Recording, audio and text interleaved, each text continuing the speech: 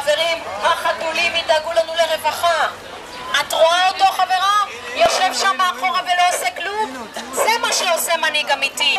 מצביע לחיות של ארץ ישראל. מצביע נמרים, מצביע חתולי ביצות. יש להם תמיכה רחבה, גם האריות תומכים בהם, חברים. אל תצביעי למנהיגים שקופים את עצמם. הבוס לקופים. אל תצביעי לג'ירפות שהן מורמות מעם, שהן מתנשאות, שהן לא רואות אותך בעיניים.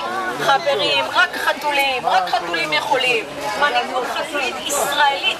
מי שאוהב את ישראל, מצביע לחיות ארץ ישראל, לא לחיות מבאות מאפריקה, לא למי שמהם לא מייצג את האינטרסים שלנו. חבר, אתה בעד ארץ ישראל? כן? אתה מצביע לחיות ארץ ישראל. חבר, זה מובן מאליו. הורדה דרמטית של מחיר מוצרי החלב. זה משהו שחתולים יכולים לעשות. פלי, הנמר הפרסי, נלחם בשד העדתי. פלי הוא חיה ארץ ישראלית אותנטית. הוא לא מיובא מאפריקה. הוא מייצג אינטרסים.